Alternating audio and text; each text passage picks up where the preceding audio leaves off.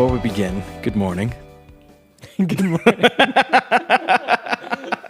Spectacular. So hopefully you guys have seen the movie we're covering today, because that will be hilarious to you. So hello and welcome to the Never Heard of It podcast. I'm Michael Fight. And I am Caleb. No, I don't have anything. I mean, Caleb Super Coy. Super Coy Pez. Yeah, Super Coy Pez. Yeah, we were just talking about this moments ago, but I am now on my, I guess now third iteration of my little podcast booth setup since moving out here. And I think this one might stick.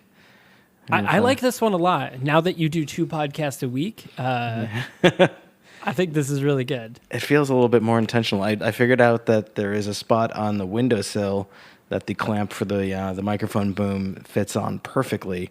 So I no longer have to, I realized I think I was slowly ruining one of the shelves on the bookshelf in the living room.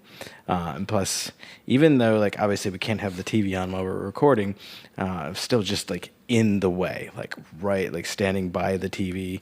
And so I was just like right in the middle of the living room, and it was weird. And then before that, I was like off in a corner right by the window, picking up like every bus that went by and shit like that. So this feels more thoughtful, and like as I clear up the clutter on this desk, it might actually begin to feel somewhat more intentional. Although I was thinking earlier, do you remember that like almost like fully soundproof recording booth in that old co-working space that I worked at? Yeah, that would be nice to have something like that. That would be really awesome. Yeah, that's my my goal is when I eventually buy a house is to create some corner somewhere where it's soundproof. It's got everything in there, and I can just set up, record podcasts, do what I need to do, and murder people. Murder people quietly so nobody hears me is the goal. Oh shit! Are we recording? Man, I was thinking earlier that like, and this goes along the same lines of like wanting to be able to set up like a really nice recording area. Like we really need to get the word out, get the marketing buzz going, and get like some real deal sponsorships. Get that cash flowing in, so we can do that shit, right? And then maybe also like pay the other members of the team. Yeah, that'd be nice. It would be nice to do that. That's a goal. That's a goal for next year. That is a goal. It should be good. But I mean, looking back to the past year, looking forward to what we have coming up only this month or next month or this month because it's March. What year is it? What year is it? We've grown a lot. So we go back to, so now we're about to celebrate our 2nd anniversary. Damn. 2 years. That's like 3 days from the airing of this episode? Yeah, it'll be Tuesday or Wednesday. I think it's Wednesday. I literally have a calendar open. So it's Wednesday. So this episode is airing on Sunday, March 1st. And 3 days from now, on Wednesday the 4th, will be our 2-year anniversary. So happy anniversary, Michael. Hey, happy anniversary, Caleb. Hey, what is the 2-year anniversary thing? Is that is it still paper or something? I think 1 year is paper, but let me see. 2-year anniversary gifts. Cotton. Cotton. All right. We'll have to get some cotton for each other. That's the traditional. The modern is China. Okay. At 3 years, it's the traditional is leather. And okay. And modern is crystal or glass. All right. So with 3 years, matching leather chaps. Yes. The obvious answer. So next year. To go along with whatever cotton we buy this year. Nice cotton underpants. So we don't get chafed on our chaps. Yes. Speaking of which, MeUndies, if you're out there and want to sponsor us. Absolutely. Yes, MeUndies should be sponsoring us. Or what's the the t-shirt company, American something. American Apparel. I don't even think No, they're a thing no. anymore. But Gildan is another. No, there's another one Gildan? that's they're like fancy and expensive and American made. Well, I want that. What is it? Is it American Standard? No, I don't know. Words are hard. Memories. Words are hard. No, American Standard Yeah. is bathroom and kitchen pictures. That must be what it. They also like the bedazzling shirts as well. That's their American that's their Giant. secondary. American Giant. American Giant, if you're out there, we could use a sponsorship for our cotton anniversary. That's true. I keep looking at their stuff, but it's like, let me see if I can find the pricing here. $38 crew neck t-shirts, which actually, in retrospect, doesn't seem that bad because I feel like I recently saw an $80 t-shirt and like gave it genuine consideration. So, Yeah, I mean, I feel like that's not for Maybe. like a high quality you know shirt. I guess that's like That's- reasonable. the premium is 38. The active is 48. The classic cotton is 28. Oh, And, see, I mean, I spend that on like dress shirts, so like Yeah. I feel like that's comparable. And they're supposed to be like really, really high quality, made in the U.S. And I think this is one of those companies where like, maybe I'm getting it entirely wrong, but this might be one of those ones where like if something goes wrong with it, you literally just send it back to them and they take care of you. But Oh, I like that. I like those companies. Diva, And- do you have an opinion about shirts? I think they first came on the scene with their hoodies, which are also pricey but look really nice, and I might have to get one. And you're gone. Oh, there you are. I'm here. No. Yeah. So, like good hoodies. Like good hoodies are hard to come by because sometimes I'll buy like the $20 like H&M ones and they're good, but like they don't last longer than like a year or so. And they start showing their price. The zippers get but- weird and the sleeves get Yep. bunchy and Yep, and they start pulling apart. Yeah, I had a really great Obey hoodie. Remember, the company Obey? Yeah. I think I paid like $70 for that hoodie, and it was one of my absolute favorite hoodies. It had a really cool, unique design on it. And an ex-girlfriend and I were fighting, and like verbally fighting, and she grabbed both of the pockets of the hoodie while I was wearing it and yanked me forward, and it ripped the pockets right out of it. We broke up that day, by the way, Yeah. but forever break up that day. That was the right decision. Yeah, because I sorry. was like, are you fucking kidding me right now? Get out of my house. I'm sorry for your loss, and I do mean the hoodie. So that was 14 years ago, and I have to say, I'm still mad to this day. I would be too. Like, I'm still upset about that hoodie.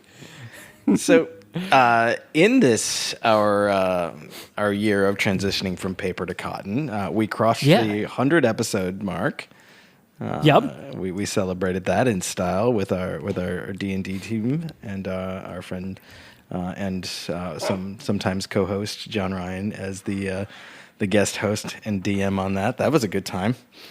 That was a good one. Yeah, the Dungeons and Dragons movie. That was wild. The worst audio of any episode we've had, but that was our fault. Yeah. Yeah, it just best laid plans. Yeah. Let's just say. Yeah.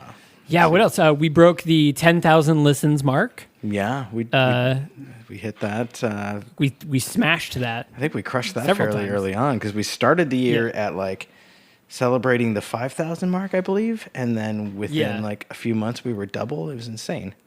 Yeah, it was crazy. And now we're triple that, so it's crazy. We got to experience finally the second coming of Iron Sky. Yes. Yep. After all that, oh man, yeah. And we also got to experience the second coming of Leprechaun with the Leprechaun Returns 1 year later. Going all the way back, man. Yeah.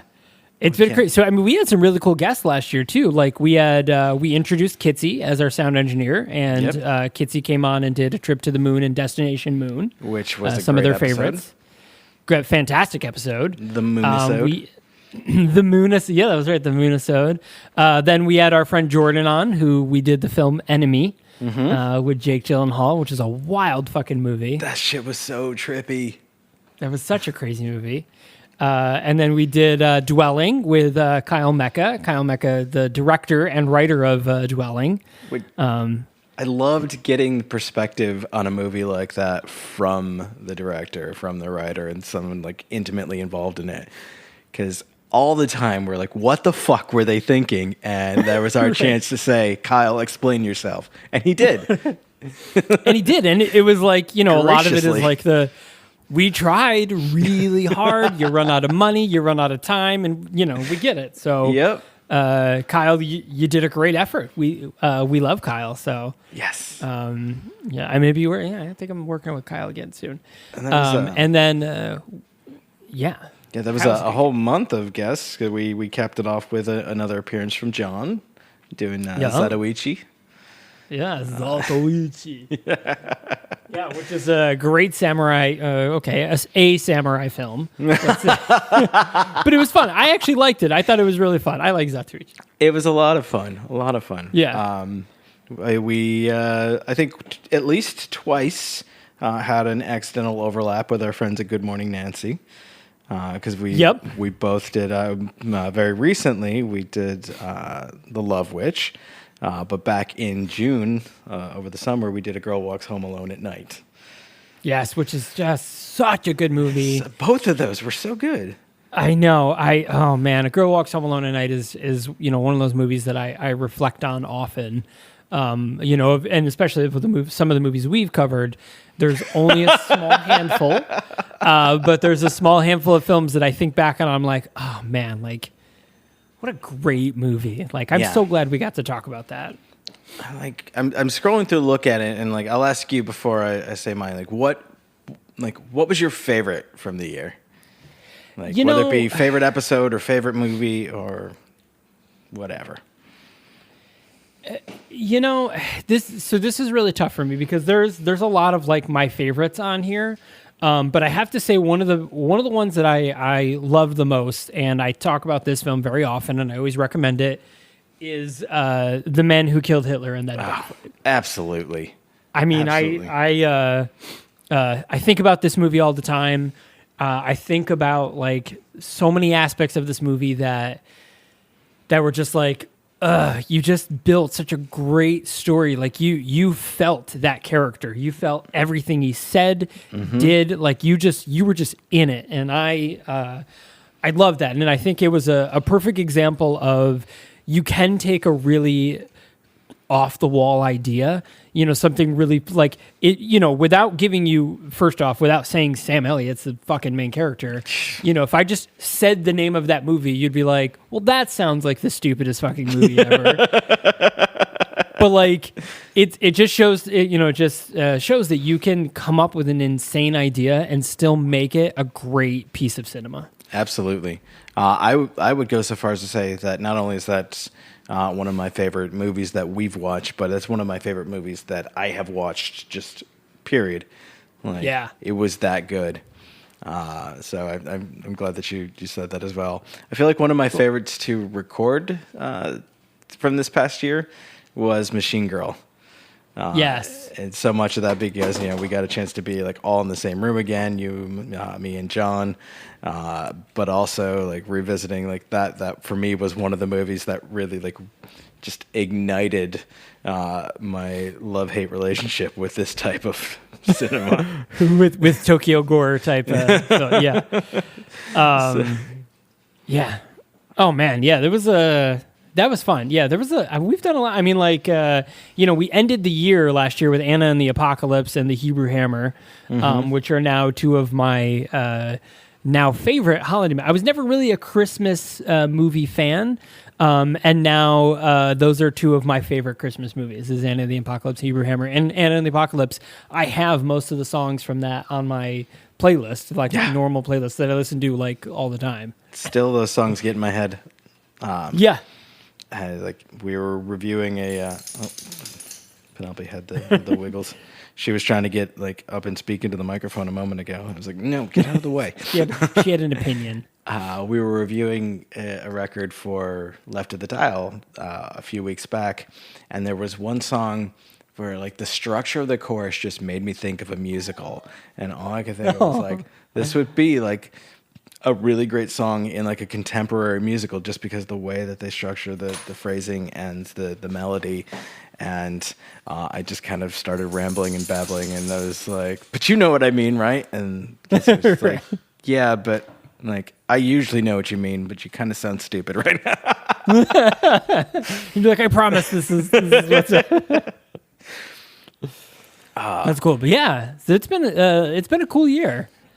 But I think across the board, I feel like we stepped it up in like quality of our picks this year. I think we went for a bunch that we could like legitimately enjoy as well as like talk shit about. But we still had some real big misses.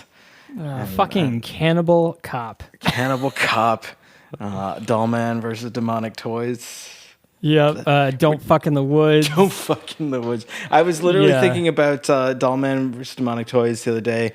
I think somebody brought up like Evil Bong or something like that. So I was you know that there's like this whole cinematic universe.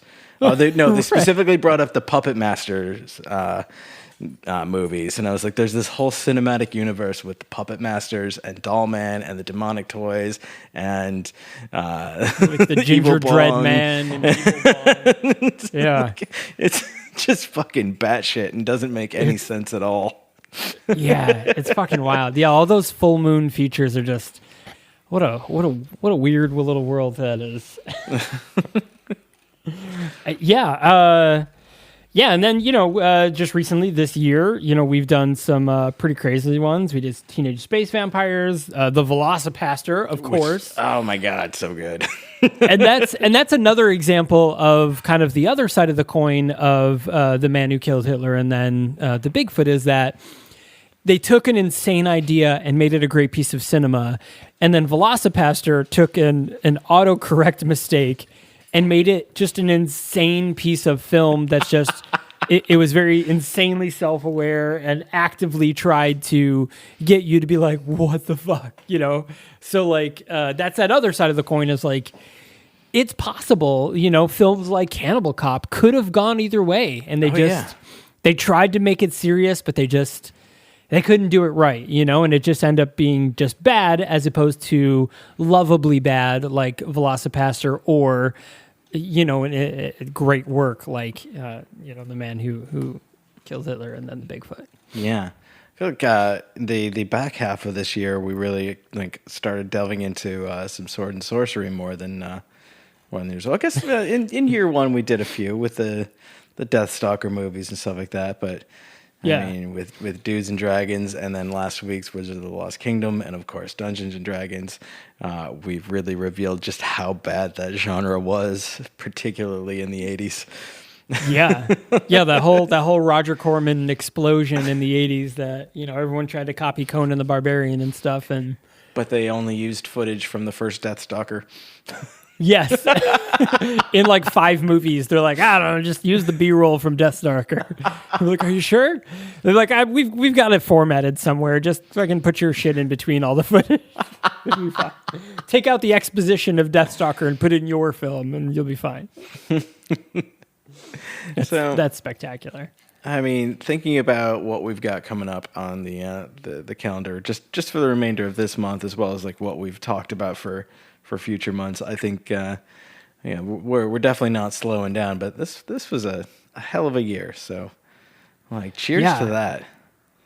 Yeah, it's gonna be a pretty wild a month. I mean, we've got I'm going to give a couple examples because I think it might shift a little bit. But, today we're going to talk about the movie Superlópez, which is just delightful. It's just a delightful film. Fun.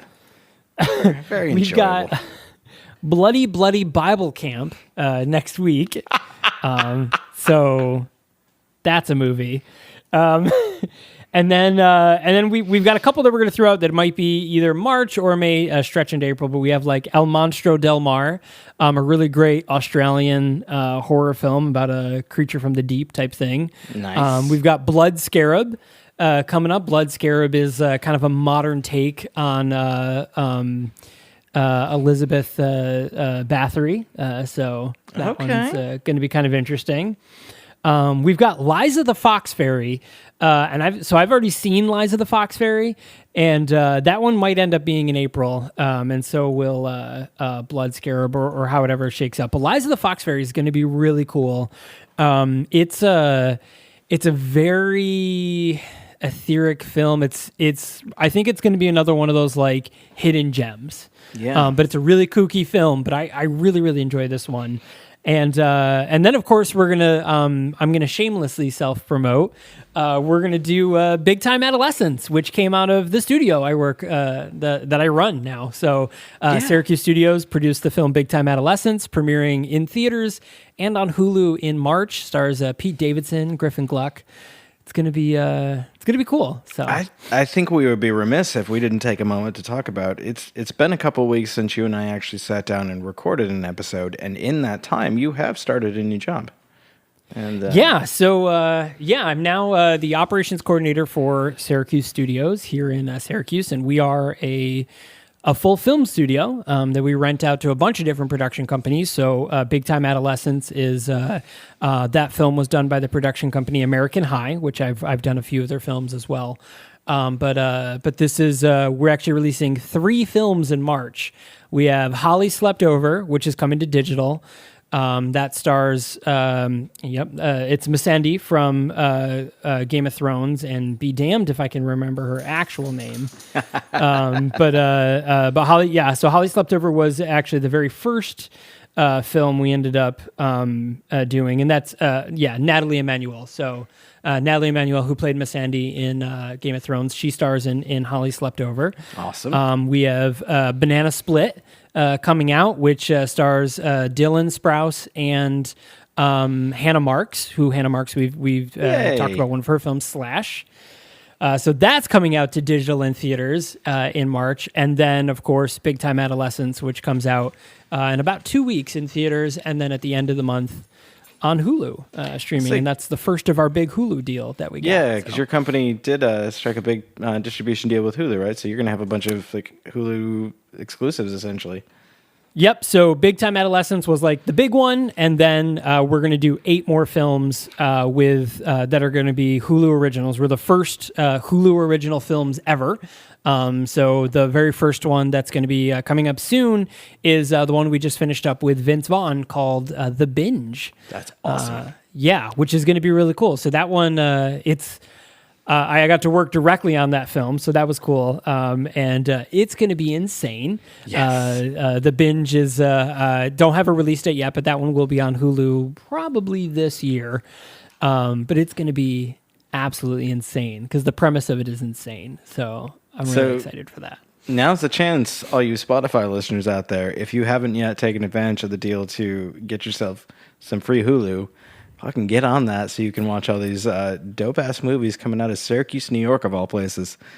I know, right? We're a budding film community. It's crazy, and I'm very, very busy. We just started another film, which I can't announce yet, but the director is amazing, and I'm really excited for you guys to learn about this film because it's going to be really cool, and it's going to be one of our big firsts for a lot of different reasons, and I'll explain those at a future date. Speaking of which, of Vince Vaughn and Hulu, did you check out at all the title that I sent you the other night? Yes. Fighting with My Family. Yes. So another fun fact, and I feel like I'm just dropping names here, but I actually worked with the producers from that film. That's awesome. The very first film I ever worked on, the producers of that film ended up making that, and they also work with Blumhouse, and they made the Halloween films as well. Nice. So it was really cool. Yeah. So I got to hear a lot of the pre-production stuff of that film. So yeah, I'm really excited to check that one out because it looks really good. You should watch it, and we should possibly put it on the calendar because it was it was a treat. Nick Frost just completely unbound and well, I fucking love Nick Frost anyways, so having a blast. I love that. 100% in for that one. All right, so it's been a hell of a year, and we've got a lot to look forward to. And I think let's kick it off. We'll take a short break to hear from our sponsors, and then we can get into the real heart and soul of today's episode. What do you say? Brilliant idea. All right. Hey, so I don't know if you noticed, but it looks like we've got another Anchor ad. Oh. So I guess we should talk about that. And I think we probably can't talk about Anchor without throwing out there right off the bat, like, it's free. Free? Can you believe it? It's free. Wow.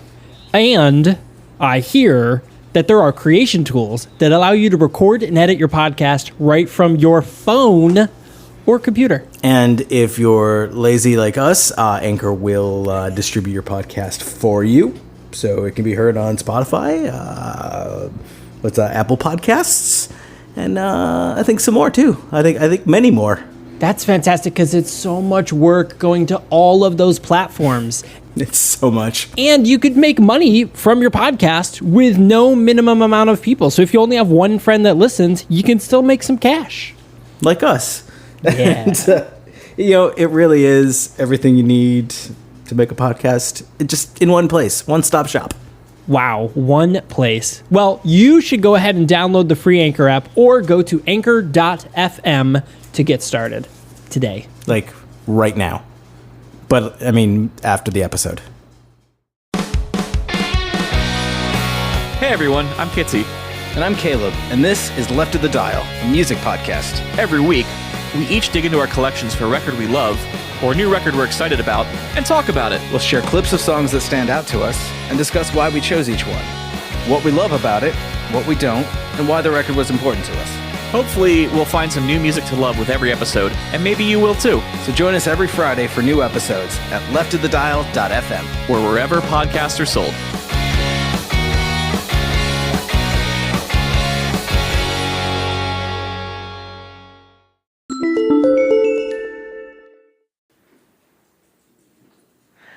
Before we begin, good morning. Spectacular. So welcome back from the break. Now, after we reminisced for 25 minutes, we're actually going to talk about the movie that we're doing for this week, which is a fantastic little Spanish film that's available on Netflix called Superlópez. Oh, it was just a joy. So much fun. It was to a watch. joy. Yeah, you know what? It was one of those it's like a wholesome movie, I guess. Like it's got its moments, but it's just so fun. So a fun fact about this one is this is actually based on a popular Spanish comic book character created in 1973 that is basically a Spanish parody of Superman. Yes. And I think that's really cool. I mean, that latter part is very obvious in the plot of the movie. Yep. But I love that it's a very... I don't know if I would go so far as to say self-aware, but like very obvious parody and just a fun time. Like it takes like all of the basic premises of Superman and just kind of stomps all over them. Right. I thought about this movie, and while watching this movie, I also thought about the movie Brightburn that just came out a few months ago from James Gunn.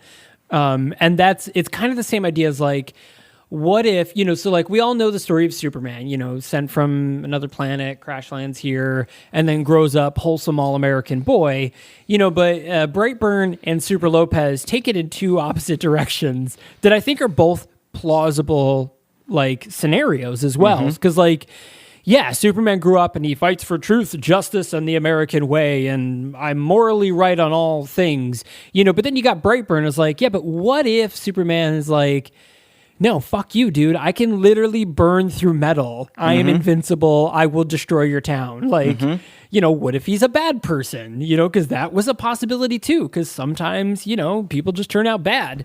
And then Super Lopez takes it in the other side of like, well, what if he's just mediocre and average at all possible scenarios? Like, he's just pretty much not anybody.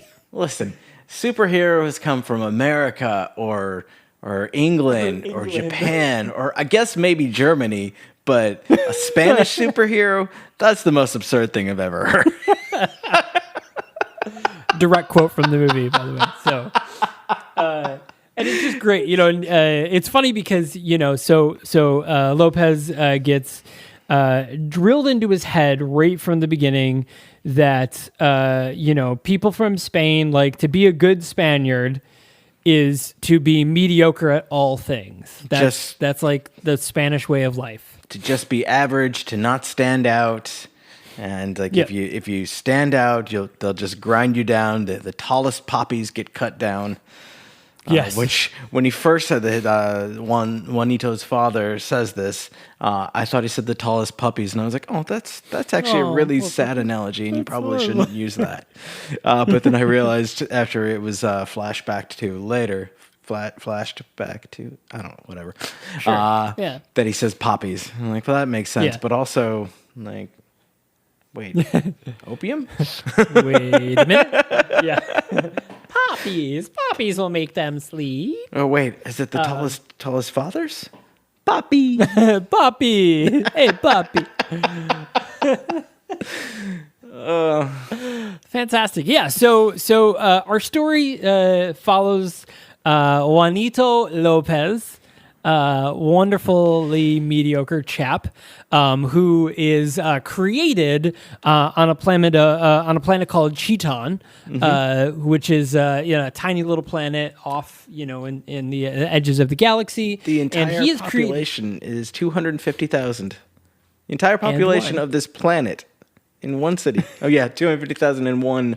As Juanito is born. is the one. And so he is basically created by his parents, who is Jan, and I don't remember what his mom's name. But I don't even know if they ever said, like, it's probably in the credits. Did they even get her name? Yeah. So he is created to basically fight back against this tyrant of a person who, floats in a Professor X style wheelchair, and that's where the before we begin, good morning. That's his good morning. That's his catchphrase. The dictator, who is what do they call him? Scorba. Yes. Yeah. So every time he rolls in, they're like, you can't defeat all of us, and he just ignores them. Before we begin, good morning. Before we begin, good morning. Spectacular. So it follows the story, and it's very Superman-esque. So the dictator is there, and he's taking over the entire world. And so the people that created Super Lopez, his parents, decide that they're going to send him off to Earth. And when we see Super Lopez for the very first time, they make this very big to-do about, like, he is absolutely perfect. We've designed him to be the best as possible. And as it pans up as a little baby, we see he has a mustache. And he's like, he looks human. I fucking died. It was, and that's the thing about this movie is that, there's many times where I'll watch a movie that I know is funny, and I'm like, I recognize that this is funny. Like, that's funny. You'll say, like, oh, that's funny. But there were times in this movie where I, like, legitimately laughed. Like, I LOL'd at several scenarios in this film. So we'll get it right out of the way. I hope you've watched it. Yes. So they, in an effort to protect this child, who will be, when he grows up, the ultimate weapon against Scorba and his dictatorship, they pack the baby away into a little rocket ship capsule, and as you said, send him away towards a little planet called Earth. And Scorba comes in, and he's threatening to basically kill. They're credited as Padre and Madre Chiton. They're not actually given names, although we know that the father's name is Jan, just because they refer to the son of Jan. So basically, the Scorba is coming in and he's threatening them, and you'll never stop us. We've created the ultimate weapon. And Scorba's daughter, Agatha, comes in and says, let me take care of them. I can do it. My friends were doing torture at the age of 12 or something like that. Just like the shitty little entitled kid, but instead of wanting the new toy, she wants to be able to torture the prisoners. I'm like, oh, you're creepy. And so she reads their minds, because apparently she has that power, and sees that where they've sent the child, and that the intent is to send the baby to the area of the planet called Earth that is known as the United States. And so she's like, let me go after him. So we almost have this weird evil Kara Zor-El, who in the comics, Kara is sent to protect her cousin Kal-El, and gets lost in the Phantom Zone or whatever, and then ends up showing up later and growing up on Earth after. Superman is already an adult and she's a teenager, and there's this whole thing with Supergirl. But instead, she follows him, which, first of all,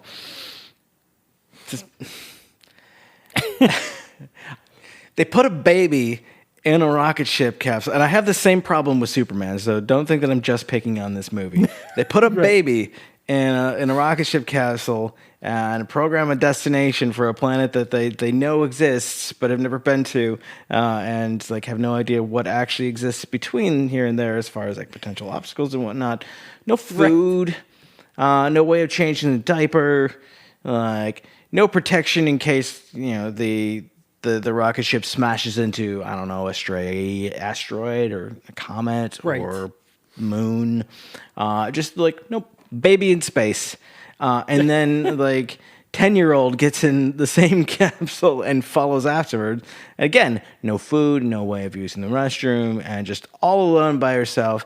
And this is supposed to take what? I don't know, 20 minutes to get to Earth across vast distances into a different galaxy? How? We're just to accept it as fact, Caleb. We're not even they don't even put it talk about it being suspended animation, because we see Agatha awake the whole time. She's chasing the baby down, and driving. Yeah, she's driving the little rocket ship with intent. And then of course they get to Earth, and the baby's ship ricochets off a satellite, which I fucking knew it would hit something. Right. I mean, it was bound to happen. And instead of maintaining course and landing on Earth and having the wholesome farm boy American upbringing of Clark Kent, it ricochets and ends up in rural Spain, where he has the wholesome farm boy upbringing there. But Agatha's ship, pre-programmed, does end up in America. And so there we have our introduction. Which the other insane thing is that, so Agatha and, her father's whole goal is world domination, but Agatha, over the course of the next 30 years, builds, arguably, the Amazon/Apple of this universe, of this world, of this version of the world. And she has the most popular company in the world, in which everybody owns one of her products. Yeah. She pretty much has accomplished world domination of a world much larger than her home planet. So, what does she even need Superlópez for anyways, aside from impressing her father? She literally has done better than what her father did. Yeah, that's really it. It's she promised her father that she wouldn't let him down, and she kind of is clinging to that. But she even says it at one point, I these people are all mine, they just don't know it yet. And I'm that's sinister. She's got a little bit of a Luther vibe. And it's kind of neat. And she's way more impressive in what she's accomplished than the dictator of a 250 person planet. Right. Yeah. I mean, she's a billionaire at this point. And they even say like there's not a person on this planet that doesn't have a Chiton device in their home. And like her, she has robot clones, which is pretty impressive in and of itself. I would like a robot clone or several. And right. At one point, they talk about like our technology is everywhere, and obviously like they're they're a front. They're this beneficial technology company that has appliances and gadgets and stuff like that in everyone's home, but they also will apparently arrange incidents and accidents and whatnot, so presumably so that they can come in and clean up the mess. I don't know. Maybe they stage a train crash so that they can come in and build a better train. I don't know. I would like some more backstory on Cheat Technologies. Yeah, I mean, honestly, it's a pretty sustainable business model. I have to say, So I mean, robot clones. Robot clones, like that alone. What the shit? Like she's known for like Roombas and shit like that, and she has fucking robot clones.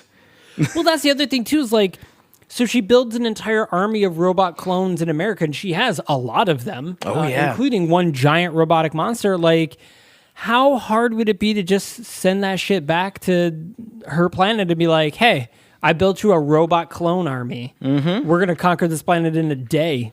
Like, what do you need? If fucking Superlópez is stuck back on Earth, like he ain't, dude. You don't even know who he is. Yeah. Or if he even survived. And he didn't know who he was until he was like in his 30s. Yeah. It's one thing that I love, because we get a little bit of like a little montage of the kid growing up. The parents on Earth discover the baby in the capsule, and we've been praying for a child, and the heavens have delivered us one. And they open it up, and of course there's the baby with the mustache, which freaks them out and is hilarious. Again, they try to shave the mustache off, and it grows back immediately, so they just kind of roll with it. And there's a montage of the kids growing up in various stages of childhood, and his mustache gets like thicker and bushier as he goes. I love it. We talked about how he's encouraged to try not to stand out, and so he plays soccer, and he's faster than everyone else and is able to score a goal, but no one will celebrate because he's a show-off.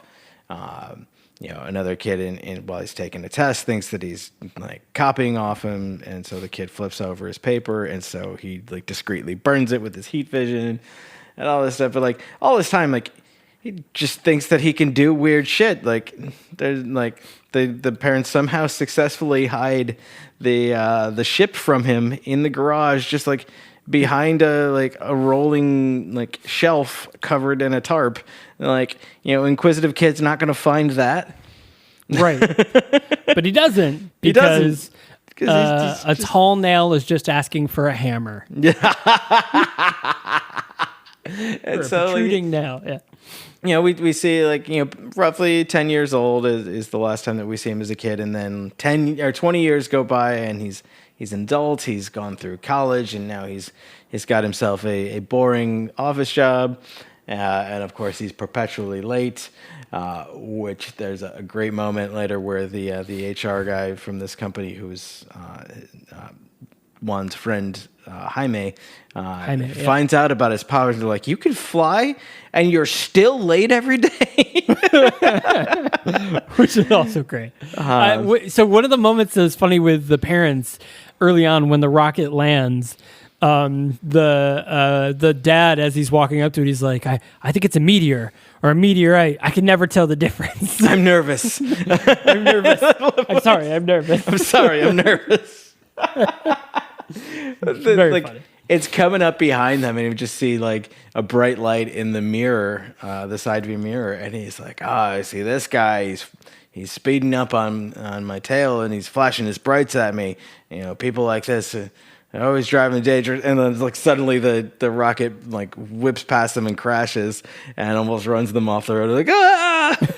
And his first thought is like he sees that it's potentially machinery. He's like, I can strip it down and sell it for parts. I'll make millions. super funny. I love the dad and the mom. I just thought they were great. The mom's character was just funny later on. She's like, well, you need to eat. You're so skinny. Yeah, just constantly. He said, there's nothing but skin and bones. And like she meets the woman that Juan is kind of sort of seeing, Luisa, and the very first thing she says, "You need to eat something. You're so skinny. You're so skinny. Come here. Make them some lemonade." So now we're at the point. So Superlópez Juanito is he's working his office job with Jaime, and Jaime hires this girl because he thinks she's super hot, and that turns out to be our Lois Lane, Luisa Lanas, who is our Lois Lane-esque character. And it turns out that Juanito and Luisa knew each other. They went to college together. I'm so mad at myself because I picked up on her being the Lois Lane type character, but the similarity of the name just blew right past me. Oh, did it? Like a rocket ship passing a truck. Luisa Lanas. Yeah, Luisa Lanas. Yeah. Of course, yeah. Oh God, it's right there. It's just fucking. It's right there. Now, and what's also crazy about this whole thing is that towards the end of the movie, we learn that Superman exists in this universe, like as a comic book, as a thing. She even says, like, well, what is this with your Superman cape? Yes. So like, the comic book of Superman exists, and what's even more crazy to me is that. So Superman exists. So at no time was Juanito like, there's a lot of similarities between me and the Superman guy. Like growing up, he wasn't reading Superman being like, well, I'm also super strong and fast and X-ray vision and laser eyes. And he didn't know he could fly yet. But like at no time was he like, wait a minute. But I think that just goes to show of like, how that sort of mediocrity and, how his parents drilled into his head that he is, just like everyone else, that's it. There's nothing strange about him whatsoever. There's nothing super about you. Just thinking about when they finally do show him the rocket ship that he comes to Earth in, and of course it triggers the hologram of Jan, and they find out it's an interactive hologram, so it keeps asking him to like choose one of two options, and so he picks, and then, like, mind you, he's in his 30s at this point, and the hologram is like, "Oh, I see you've chosen that option. That must mean you haven't intellectually developed yet. You must be about 4 years old." But don't worry. Oh. Eventually you'll reach adulthood. And he's just like, oh, man. It's great. And there's so many instances of those sort of little jokes that it's just funny. Like, he's a nobody. Like, he's picked on, he doesn't have a spectacular job. He's just as average as you can be. And, it's just funny that one of the things that drives him is when people start insulting him, that's when kind of like the powers kick on and he wants to start using those powers. And that comes in later. Thinking about when his mother pulls out the cloth that he was wrapped in, he's like, "I can make a suit for you," and like intentionally makes this like really jank low budget Superman suit. Right. It's all like baggy and stuff like that. But that's another one of those things of like, you see Superman's first suit and it's like perfectly form fitting and it's got like this cool space age material and stuff like that. But like, that's not how it would be. No. It would be this loose fitting, handmade, janky suit that she threw together because, that's how it be. Like, so. Ma Kent's a badass, but like, she's got a lot of shit on her plate. Like, she doesn't have time to be making super suits all the time. They run a goddamn farm. Shit's busy. Farmers don't have time to sit down and making a fucking rubber spandex suit. Like, she's got, she's got a fucking field to tend to, and irrigation and the business side of farming, and the Ma Kent's, she's got a lot of shit to handle because it's just the two of them running a whole goddamn farm. Yeah, there's chores to be done. But yeah, I know, right? These chickens ain't gonna feed himself. No. No, chickens are pretty much helpless. Yeah, they're useless. Sorry to offend any chickens that listen to our podcast. I'm just picturing like, Gonzo and all of his chicken harem. They were listeners right up until this moment, and they've just sworn us off forever. This is bullshit. You're right, Camilla.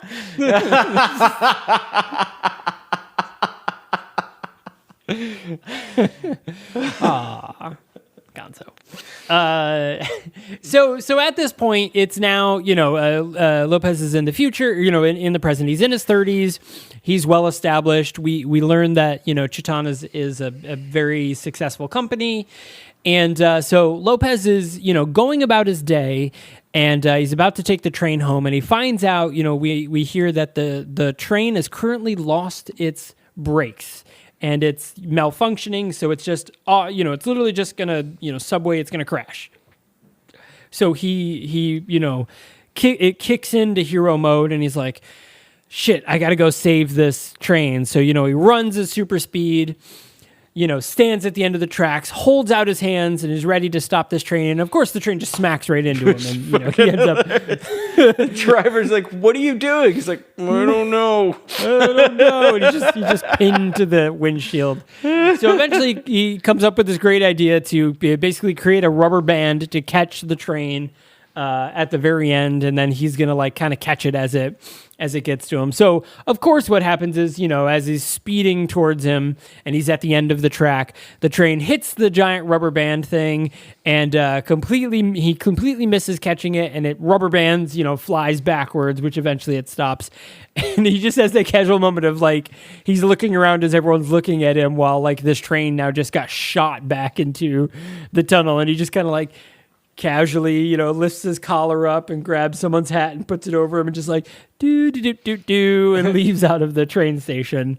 And of course, as it does, he is caught on, some sort of CCTV cam, and Agata is alerted that, our superhero has been spotted. Finally, yes. The weapon of Chitan has been identified. I love the fact that she has we've just spent 30 years building this corporate empire, just trying to find this baby that she chased from another galaxy. She has this expectation of him being this ultimate weapon, and she finally discovers who he is. In Spain? Right. Who has a superhero in Spain? So they make their way. She makes her way off to Spain, and our movie begins, and that's kind of the kickoff. So we get a lot of we learn that Jaime is really trying hard to get Luisa, but Luisa and Lopez kind of start developing a thing, and in discovering this, Agata kidnaps Luisa and creates a robot clone to basically go after him and find out the details of him and capture him and all that. And he's finally brought in to Agata's office. She is like, "You are from this other planet," and he's like, "No, I'm not." And she's like, "Well, why do you think you have all these superpowers?" He's like, "Ah." He just kind of blows her off and then runs away. And that's when we finally learn, he goes to the ship and learns that he is in fact from this other planet. I love it because he's in total disbelief, and he's like, "No, that's not me. You definitely got the wrong guy. I'm not. That would mean I'm an alien. I'm not some alien." Right. And you can see the shadow of doubt in his eyes, and then he goes back home to his parents. It's like, "So I ran into this woman. And she said the craziest thing about me being an alien," and his parents are just like, "Oh, he figured it out." Well, the dad's like, "Well, I suppose this time anyways, we have to tell you." He's like, "What?" Fantastic. Yeah, so he gets his super suit, and so this was the scene that the Netflix preview / trailer will show you. He's like, well, maybe I can fly. You know, the guy mentioned I can fly. So he goes on the top of like, you know, their barn or their house or something. He's like, okay, how am I gonna do this? And the mom's like, just flap your arms like a crow. Just like flap them. And he starts like flapping. He's like, no, bigger flaps. so he eventually is like, okay. And the dad was like, maybe you should just jump. Just jump. Maybe it activates while you're already in the air. And so he's like, all right, I'm going to do this. And so he jumps up in the air and then just falls flat on his face and gets up and is like, you know what? I'm not going to do it. I'm just going to walk away. So as he's walking away, a couple of, you know, bratty kids kind of come up and they're, you know, he's in his super suit at this point. You know, look at you, sissy. I like it, Sissy Lopez. He's like, who are you? I'm Super Lopez. You mean Sissy Lopez? Great. And of course, giant S, like not even the Kryptonian symbol for hope. No, it's just a giant S. Just a fucking S. Just also spectacular. And so one of the kids flips him off. And so he, instead of going to flip them off, he puts up the old, you know, metal devil horn symbol. And as he does that, he starts floating in the air. And he realizes, oh shit, I'm levitating. So he puts up the other hand and poof, off he goes. And we have our fun little flying training scenario where he lands into a couple of different places and in the water and on the land, and then he's got to fly back to his house and stuff. Very funny. Somebody giving him country directions. Go down past the third farm and turn right when you see the cow. Right. He's like, if you've fucking gone too far. If you've hit this place, my friend, you are in trouble. See, he's like, so just go this way, right? And he's like, yep. And he's like, all right, flies off. Pretty great. And so as expected, Jaime and Luisa are kidnapped by Agate, and while she has kidnapped them, she's drawing Super Lopez in using a frequency only he can hear, and saying like, come to my office, we'll battle this out. And of course, while this is happening, Agate has called her father to come basically pick her up from Earth to bring her and Lopez back to Chiton. Now that she's finally completed her promise to him, and he's just like, why even bother after all this time? Like, what have you been doing? He was like, I thought you gave up years ago. But before we begin, good morning. Good morning. I'm gonna use that from now on when I start all my meetings now. I'll be like, before we begin, good morning. Walk into the room before we begin. Good morning. And then I'll laugh, and everyone will be like, "What the fuck's your problem? Why are you laughing?" Except for the one person you run into that has actually seen this, and they're like, Super Lopez, I got you. And I'm like, all right. And it'd be like Captain America. I understood that reference. I got that reference. So we get our big final battle moment, and Agate, now the father has shown up, and he was like, blah, and he just kind of blows her off, and she's like, nope, this is unacceptable. So she kills her dad and takes over his seat in his floating wheelchair, and then now she goes after Super Lopez. She's going to kill his family and then head back to Chiton and conquer. And the wheelchair turns into a giant Zord, which is pretty cool. As Alan pointed out, very Dr. Robotnik-esque. Oh, yeah, absolutely. It was, yeah. And so there's a funny part just before this where, just after Luisa, just before she gets kidnapped, where Super Lopez, they meet up in this big square, and he's in his, costume. He's like, gets down to his costume. He's like, look, I'm actually a superhero. You're in trouble. Like, we really need to go.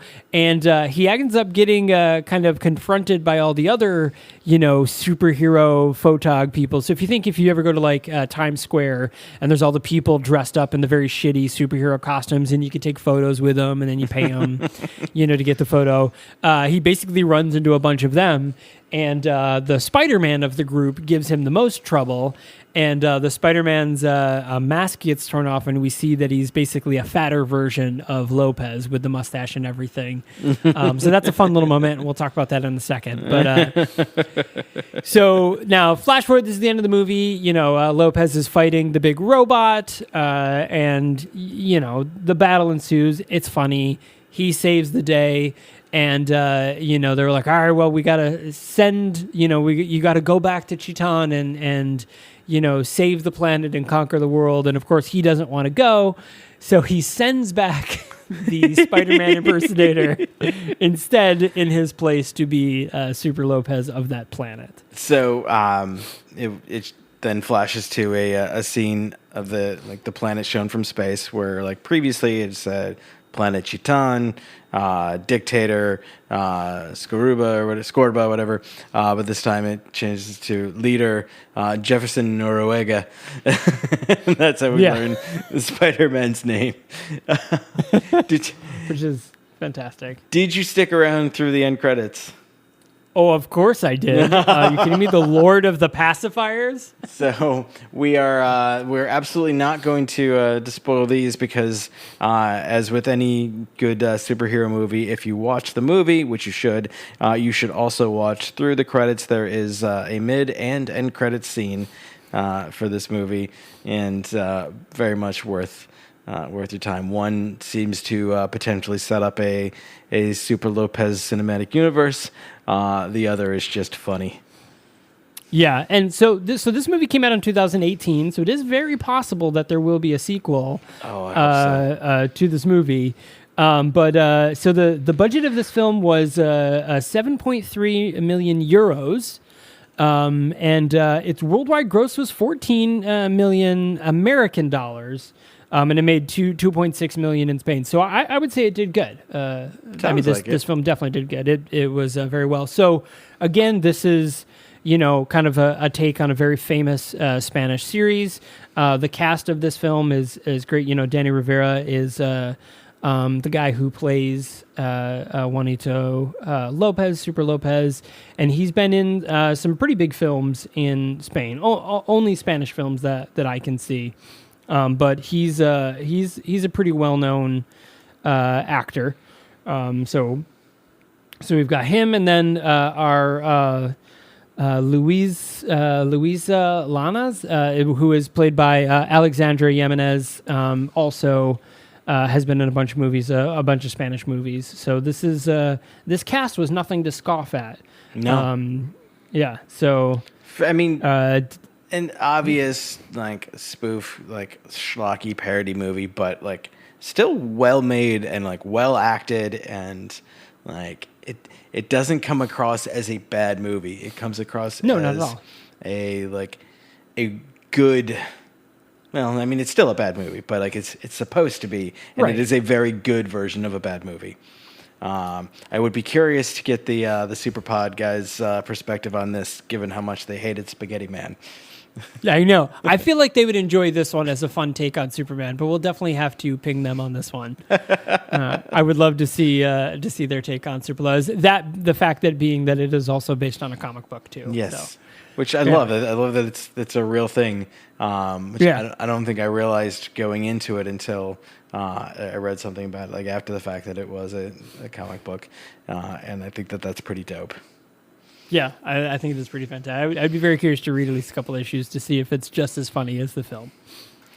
So Superlópez is streaming, is available on Netflix in America. So if you are a subscriber, highly recommend watching it. I think it was super fun. I think it's totally worth your time. And there's a lot of really funny jokes in it, and it's just a silly feel-good movie. Yes. Oh my God! I'm just looking at images of the cover art for the comics, and it's just absurd, just absolutely absurd. I love it. And content warning. I think so. One, obviously, it's in Spanish. There's subtitles. There is some swearing, but there is little to no actual violence, and no nudity or sexuality really at all. No, it's a very wholesome movie. Yeah. Yeah, minus some swearing, but whatever, it's just words. Who the fuck cares? Right. Yeah. But no, definitely give it a watch if you enjoy superhero movies, if you enjoy comedic movies, if you enjoy parodies, or you're looking for a good laugh.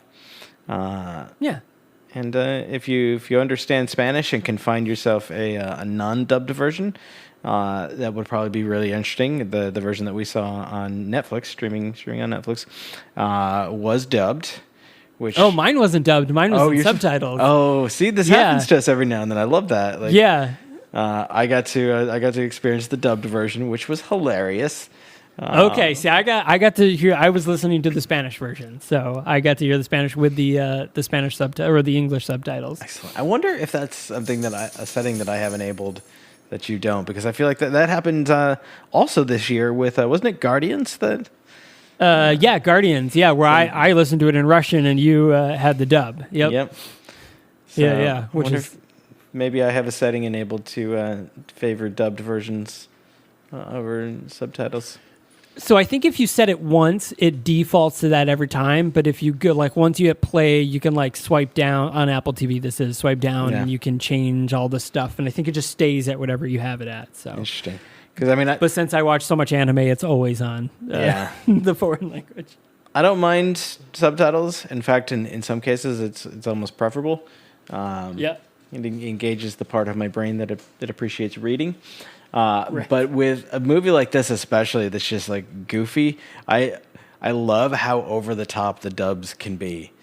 They just get ridiculous, and so that adds to the experience for me. Pretty spectacular. So thanks a lot for joining us in this episode in the beginning of March and celebrating our 2-year anniversary. Yeah. Greatly appreciate it. And, more to come. Obviously, we're going to do a lot more cool shit or a lot of the same cool shit throughout the year, but it's going to be cool. We're going to see if we can expand, get some more podcasts out there. Of course, we have Left of the Dial, which you heard a commercial for. And maybe more podcasts, maybe more cool special guests, but I don't know. We'll do some stuff. Yeah, we got a lot of great stuff planned for you. I think we've come a long way in year 2, and we're not slowing down. So thank you all for listening. Whether this was your first episode, welcome to the Madhouse, or whether you've been with us for all 100 plus, thank you. Either way. We appreciate you. Obviously, the podcast is no good without listeners. I mean, we can make ourselves laugh all day, but we can do that without doing any of the work. Right. We're here for you. We do this for you, and so thank you very much. And with that, Michael, how can they find us? Hey, did you know that we are on social media at the Nahoit Podcast? We are both on Instagram and Twitter, where you'll see not only clips of upcoming or current episodes, but you'll also get a feel for the things that fun little clips from past episodes where you can hear about that. But if there was a more definitive home, like a website where they could see not only about our podcast, this podcast, or our other podcast, where could they go? Yes, excellent. So you could visit thenahoit.com. That's THENHOIT.com. And on there you can see what our upcoming schedule looks like for the month. So you heard us talk a little bit about that earlier, but we'll put it out in writing for you, show you where you can find the movie streaming, give you links to trailers that you can watch to decide if you want to join in on the shit show. And of course, there's a contact form on there. We welcome you to please let us know how you think we're doing. If you love us, you hate us. If there's a movie you want us to talk about, we always love a good listener submission. And then there's also a link on there where you can visit leftofthedial.fm, where you can listen to our audio engineer, Kitsy, and myself try to take a semi-serious approach to discussing music. So if that's your jam, if you want to hear new things to listen to, come check us out. But, if that's your jam, if that's and your it's about music. jam, it's about jams. It's about jams and preserves. The one of our most recent episodes, I actually certified a jam. I'm on the committee that certifies jams, and I declared one certified. Yeah. So yeah, we had a guest, some guest hosts, the band Bacchae, and I certified one of their songs. Spectacular. Yeah, check it out. But Please that's it. This is putting a cap on year 2 for the Never Heard of It podcast. Yeah. Tying a little bow on it. Just tiny little cute little bow. And we'll see you for the next one, which would be the first episode of year 3. Yes. Can't wait. Goodbye.